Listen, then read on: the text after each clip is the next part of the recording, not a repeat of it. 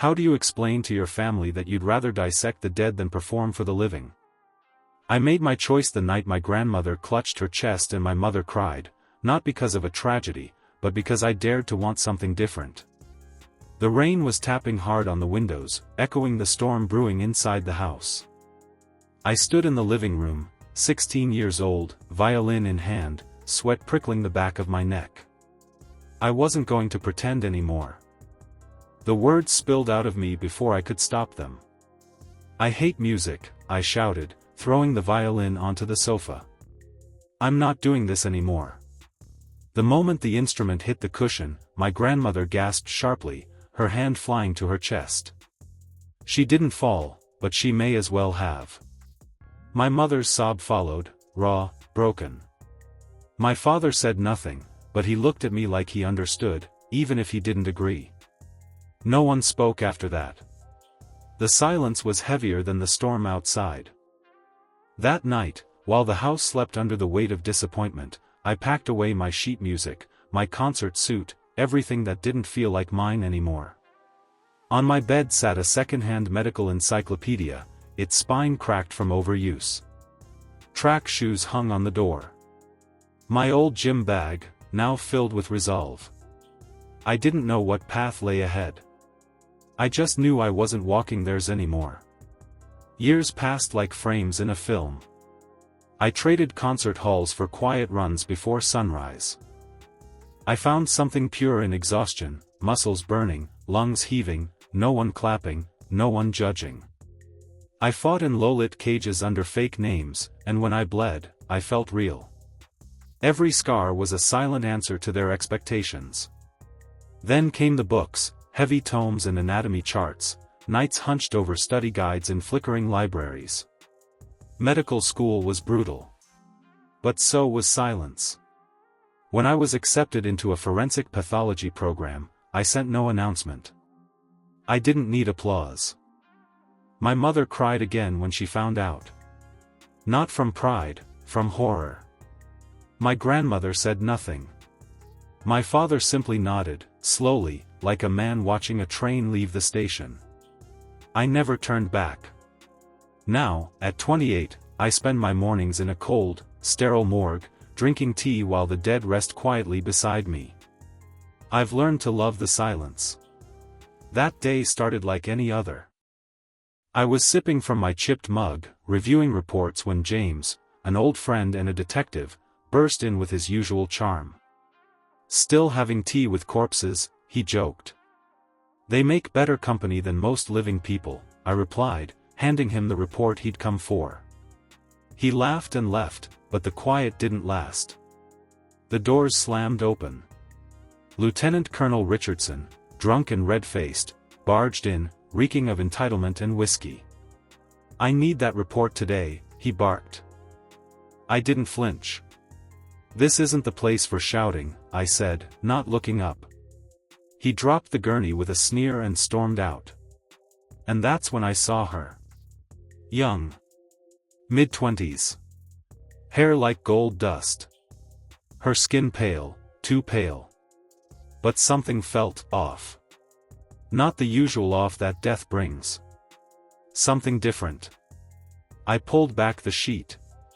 She was beautiful, heartbreakingly so. I murmured aloud without thinking, so beautiful and dead. I reached for my scalpel. And then, as the blade touched her skin, it twitched. I froze. That never happens. Instinct took over. I dropped the scalpel, leaned in close, and checked for breath. There it was, barely a whisper of air. I grabbed my stethoscope. Pressed it to her chest. My pulse roared in my ears. And then I heard it. A heartbeat. But not where it should have been. It was coming from the right side. She was alive. My hand trembled, but my voice was steady when I whispered it aloud. You're alive. For a few seconds, I just stared at her. She should have been dead. Every sign pointed to it: cold skin, shallow breath, a body dropped off like garbage by a man who smelled of cheap liquor and authority. But her heart, though faint, was still beating. On the wrong side of her chest. I knew what it meant, dextrocardia, a rare congenital anomaly. It had fooled everyone, maybe even a doctor during a rushed field examination. She'd been declared dead, when she wasn't. I couldn't call an ambulance. Not yet. Not with who dropped her off. If the lieutenant colonel wanted her gone badly enough to risk faking a death, he'd try again. I stepped away from the table and grabbed my phone. "James," I said when he picked up, "I need your help. Urgently. And quietly." "Are you bleeding?" he asked instantly, half joking. "No," I replied. "But she is. Or she was. Just get here. Bring someone you trust. A doctor. No cops." A pause. "I'll be there in 20. I hung up and turned back to the woman. Her breathing was shallow but steady. Her face twitched faintly. Some part of her, the part that hadn't let go, was still fighting. I found myself murmuring to her as I worked, setting up fluids and warming blankets, checking her pupils and pulse. "You're going to be okay," I said, not knowing if it was a promise or a prayer. James arrived 30 minutes later with Dr. Elena Marlowe, a trauma physician with hands steadier than mine and a sharpness in her eyes that reminded me of battle medics. "She was on my shift rotation before I left the hospital," James said. "She doesn't ask questions." Elena glanced at the body, then at the monitors. Her eyes narrowed. "She's not dead." "I know," I said. "She needs fluids, antibiotics, heat. And space. Not here. Can she be moved?" Elena nodded, already prepping a syringe. "If you have somewhere private. Home, maybe?" I didn't hesitate. "I do." Between the three of us, we stabilized her enough to transport.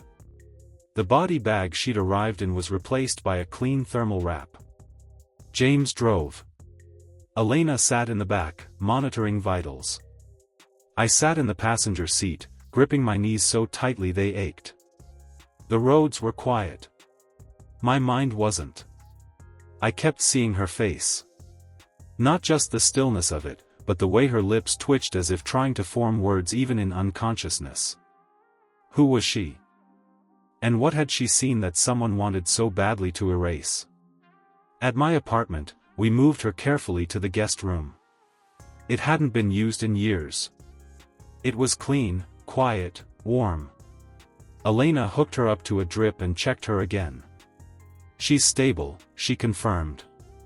"But whatever she was drugged with, it's not typical. It's designed to mimic death. Slow everything. Fool even the best." "She was murdered on paper," James said softly. "No," I replied. "She was buried in silence. But we pulled her back." We watched her for a while, each of us lost in our own thoughts. The weight of what we were doing, what we were risking, pressed down like gravity. Then her hand twitched. Her fingers curled.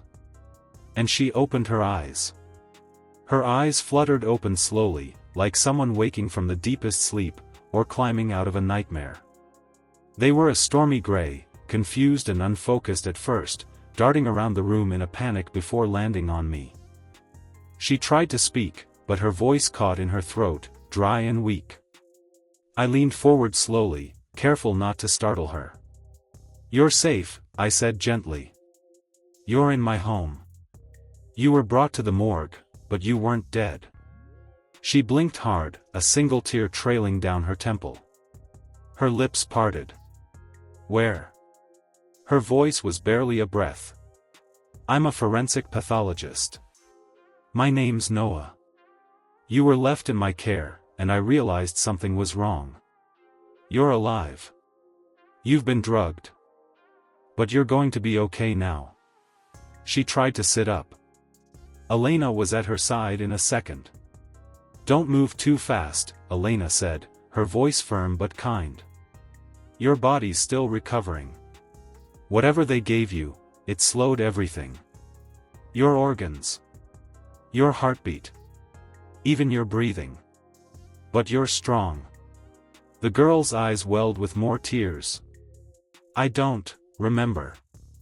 James entered the room quietly, watching from the doorway. We don't need you to remember everything right now, he said. Just a name would help. She hesitated. Then, after a long moment, she whispered, Lena. Lena, I repeated. That's a good start. She flinched when James stepped closer. Instinctively, I placed myself between them.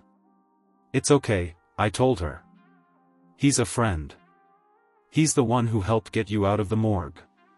We're here to protect you.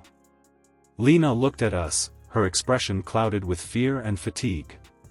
Then, almost too quietly to hear, she whispered, the cottage. Elena leaned in. What about the cottage? I was cleaning. A man, the owner, he gave me water, and then I couldn't move. He said I'd be docile. She shuddered violently. He laughed when I collapsed. Said no one would look for me. A silence fell over the room. Thick. Heavy. Terrifying. James broke it. That bastard, he muttered. She was a witness. And he tried to erase her. Who is he? I asked. Lena closed her eyes again, visibly straining. I don't know his name. He wore a uniform. Military. High rank. James and I exchanged a look. It could only be one man. Lieutenant Colonel Richardson, I said aloud. Can we prove it? Elena asked. James pulled out his phone. With this statement, we can start. But we need to act fast. If he finds out she's alive. He won't, I said, interrupting. He thinks she's dead. As long as we keep it that way, we have time. Elena looked down at Lena, then back at me. She's strong. But she needs rest. And safety. She can't be moved again for a while. I'll watch over her, I said. Whatever it takes. James nodded slowly. I'll get to work. But Noah. Yeah. If this goes sideways, they'll come for you too. You're hiding a living witness from a man with enough power to bury you. I looked at Lena. At the way she clutched the blanket, terrified even in her sleep. Then let them come, I said. I already brought her back from the dead. I'm not letting her fall again. The days that followed felt like living beneath the surface of a frozen lake, everything muffled, tense, and too still. Lena slept most of the time, her body recovering inch by inch, her mind a minefield of fragmented memories. Each morning I checked her vitals, cleaned the floor, and left her something warm on the nightstand, soup, tea, sometimes just silence. And each time she opened her eyes, she seemed a little more there. A little less lost. She rarely spoke. But when she did, it was always the same two questions. Why me? And, why did you save me? I didn't have an answer for either. Not then.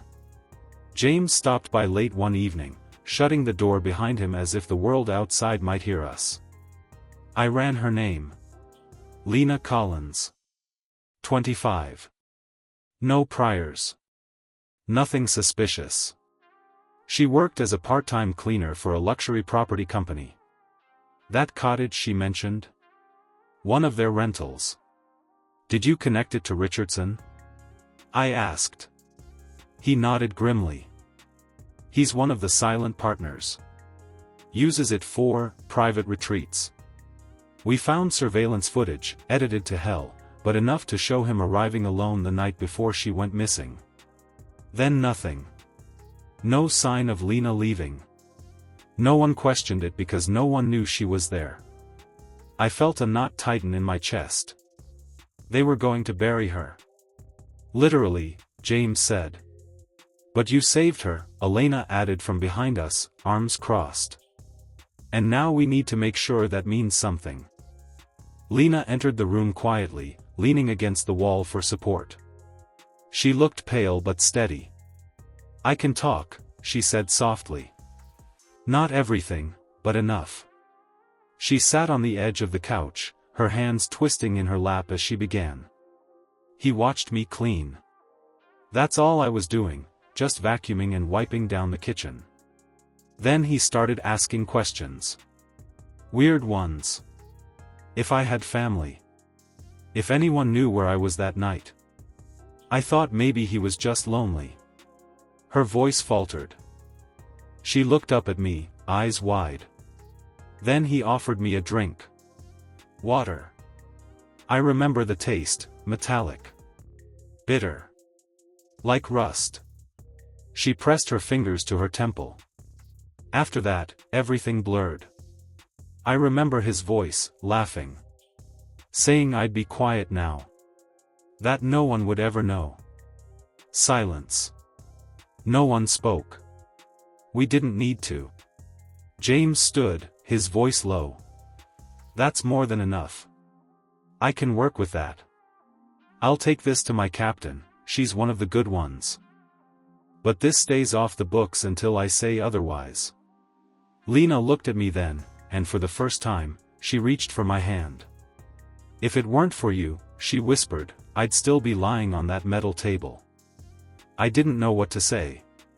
So I just held her hand tighter.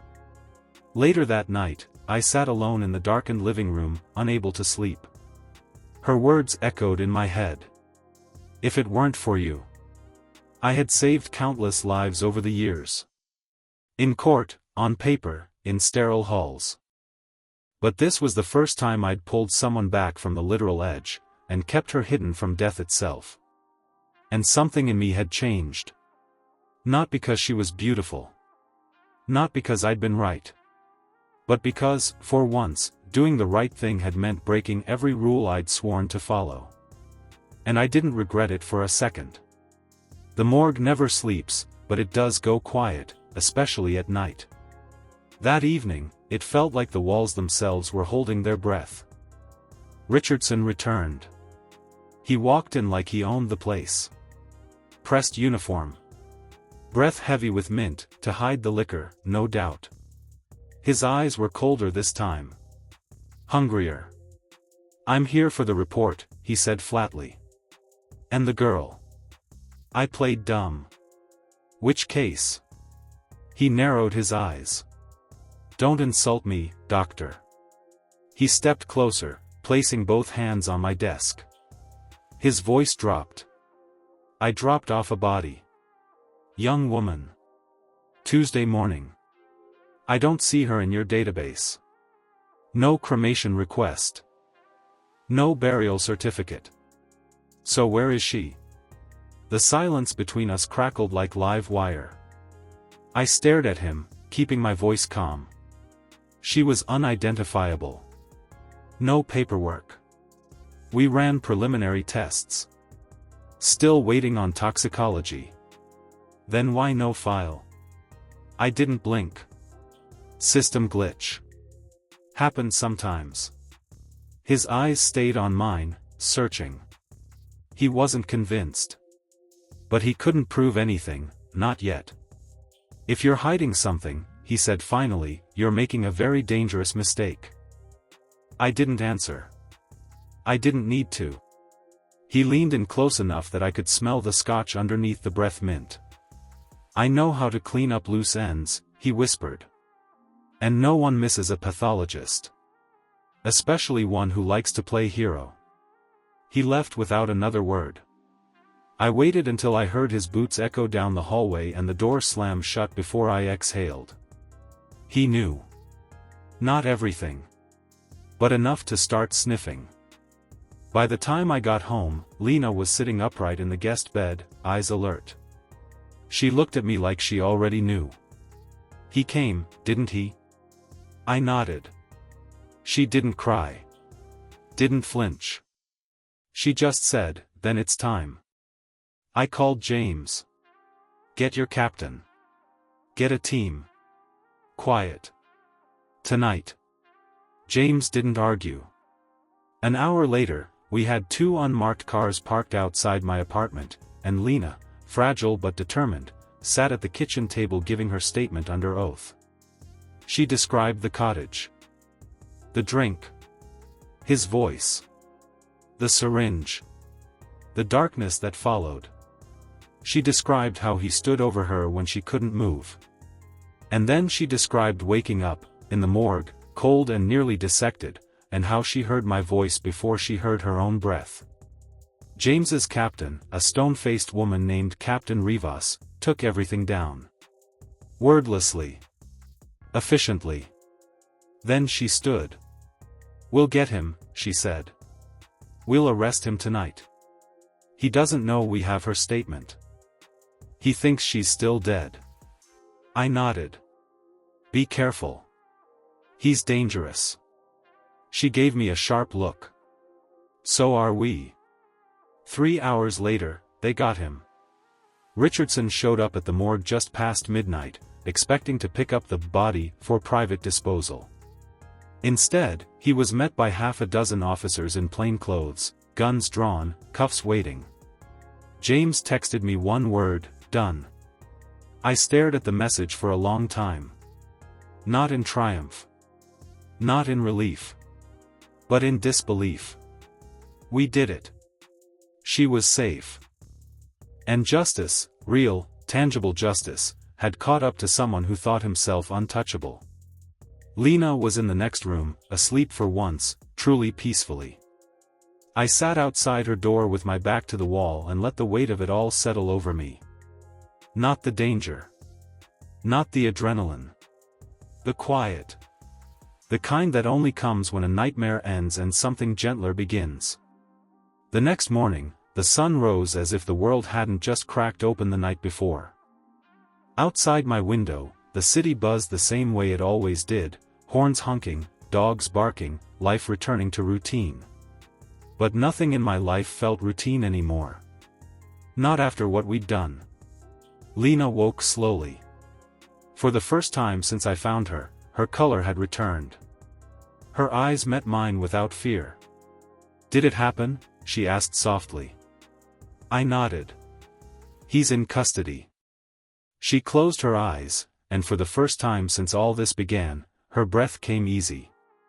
We didn't talk much that day. We didn't have to. Sometimes, silence is the only thing fragile people can share when words feel too loud. Elena stopped by to check on her, now as a friend more than a doctor. James called to say the paperwork was already a media storm waiting to happen. But we weren't thinking about any of that. We were just trying to breathe again. That night, Lena asked me something unexpected. "Why are you alone?" The question caught me off guard. I'd gotten used to being asked why I chose a life surrounded by death. But this was different. I looked at her, curled up in the blanket on my couch, her legs tucked under her like she was trying to make herself small again. I didn't want to give her some rehearsed answer. She deserved more. "I think I got used to hiding," I said. "First behind music. Then behind work. Then behind a job where I didn't have to talk to anyone living." She didn't laugh. She didn't pity me. She just nodded like she understood. "I used to think I was invisible too," she whispered. "Just a girl with a mop, forgotten as soon as I left the room." "You were never invisible," I said. "You only say that because you saw me." "That's all it takes," I said. "One person seeing you." She reached for my hand, not because she was scared, not because she needed anything. Just to hold it. Just to say thank you without saying anything at all. We sat there like that for a long time. I don't know what shifted first, maybe it was the way she started sleeping through the night, or how I found myself brewing an extra cup of coffee without even asking if she wanted one. She started leaving the guest room door open. I started playing piano again. Just small notes. Simple chords. She'd sit on the floor and hum along. One night, she asked, "Do do you still have your violin? I froze. Yeah. It's in the closet. Do you ever play? No. Not since. She tilted her head, waiting. Since the night I quit. She looked down. Would you play it again? I hesitated. Only if someone was listening. I'm listening, she said. That night, I opened the case for the first time in over a decade. The strings were dusty, the bow stiff. But when I pulled it across the strings, even just once, she smiled like she'd never heard music before. Something broke open in me. Not pain. Something softer. Something like healing. It started as a joke. Lena was slicing apples in the kitchen, hands finally steady, hair tied back, a little color in her cheeks, when she turned to me and said, "If you ever get married, promise me you won't serve hospital cake at the reception." I laughed, the sound foreign but welcome. Deal. But only if you promise not to die again at the rehearsal dinner. She smirked. No promises. We weren't together, not yet. But everything about us had started to drift toward the inevitable. I started sleeping less on the couch and more in a bed that no longer felt so empty. She started humming around the house again, small melodies that crept under the skin and stayed. One afternoon, we walked to the park, her first time out without a scarf or sunglasses. She held my arm with confidence.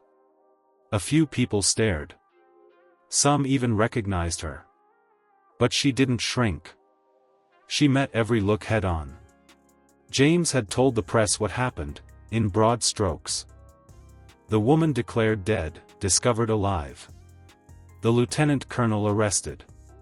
The silent hero who listened to a heartbeat on the wrong side of the chest. The full truth never made the papers.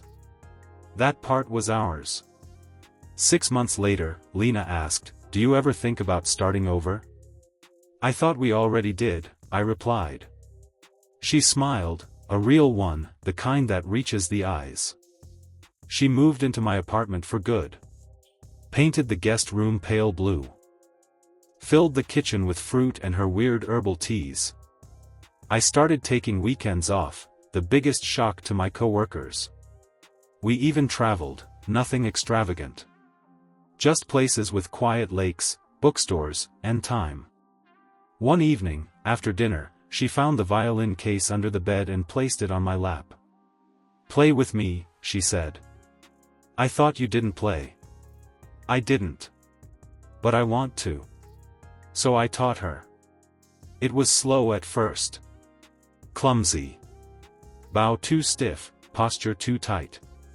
But she listened. And she learned. By spring, we were in sync. The first time we played a full piece together, it was nothing complicated, just a gentle melody in G major, soft and haunting. She cried when we finished. "I never thought I'd be here," she said. Alive? No. Loved. I didn't propose with a grand gesture. I didn't kneel in public or hire a string quartet. I asked her while we were cooking breakfast, standing barefoot in my kitchen, both of us covered in flour from a failed attempt at pancakes. She said yes before I finished the sentence.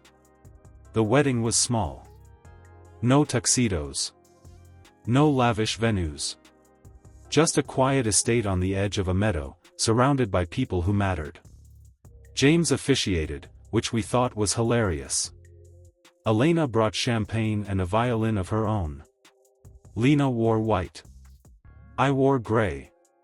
And when the music started, she handed me the violin and whispered, "Let's play them something they'll never forget."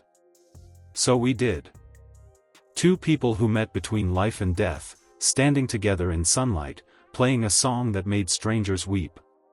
She saved me the day she opened her eyes. I just happened to return the favor first. The music ended, but no one clapped right away. For a moment, everyone just stood in stunned silence, faces wet with tears, hands frozen mid-applause. Something about the sound we made together had pierced right through the noise of the world. When the first person finally clapped, it was Elena, standing tall in the front row, cheeks glistening. The others followed, rising to their feet one by one, not because it was expected, but because they felt it. I looked at Lena, her hand still warm in mine. Her smile was different now, softer, no longer shadowed by what had happened to her. That weight she used to carry in her shoulders was gone. She stood lighter now. Not because she forgot, but because she finally knew she was safe. Later, after the dancing, the cake, and the endless toasts, we slipped away from the crowd and stood beneath a string of lanterns overlooking the field. The wind picked up slightly, making the trees rustle like they were applauding too. "Do you ever think about that day?" she asked. I didn't need to ask which day. I thought about it often, the sterile light of the morgue, the scalpel in my hand, the impossible heartbeat on the wrong side of her chest. "Sometimes," I said. "But less and less." She nodded, then turned to me. "Do you regret it? What you risked?" I smiled. Not for a second. There were consequences, of course. I lost my position at the state lab. They called it procedural misconduct, saving a life when I should have signed a death certificate. But the whispers faded, and new opportunities came. People who valued instinct over protocol reached out. Doors opened. Lena became an advocate, for survivors, for women without names, for the ones who wake up and have to start again from nothing. Her face was on posters now, her voice in courtrooms and classrooms. And us? We built a life that didn't look like anyone else's, filled with music, stillness, shared silences, and endless second chances. Sometimes I'd wake up in the middle of the night, listening. Not for an intruder or a memory, but for her breath. That quiet rhythm I once fought to hear under the cold hum of a morgue. Now, it's the sound that tells me I'm home. Some people are saved in hospitals.